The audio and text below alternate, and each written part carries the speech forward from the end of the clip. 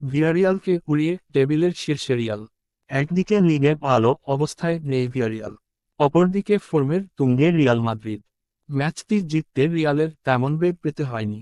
ঘরের মাঠে ভিয়ারিয়ালকে 4-1 গোলে উড়িয়ে দিয়েছে রিয়াল মাদ্রিদ। রোববার 17ই ডিসেম্বর সান্তিয়াগো বার্নাব্যুতে প্রথম হাফে 2 এবং দ্বিতীয় হাফে আরও 2 গোল করে রিয়াল মাদ্রিদ, যার সূচনাটা করে বেলিংহাম। এই ইংলিশ মিডফিল্ডার আবারও লিগে গোলের দেখা পেয়েছেন। ম্যাচর 25 মিনিটে মদ্রিচের পাস থেকে ডি বক্সের কিছুটা বাইরে থেকে দারুণ এক গোল করেন তিনি। এরপর ম্যাচর 37 মিনিটে রিয়ালের দ্বিতীয় গোলটি করেন রদ্রিগো। যদিও ভিআর গোলটি বৈধ কি না তা চেক করে রেফারি। দ্বিতীয় হাফের শুরুতেই ভিয়ারিয়াল গোল করে ম্যাচে ফেরার ইঙ্গিত দেয়। ম্যাচের 54 মিনিটে হোসে লুইস মোরালেস গোল করেন।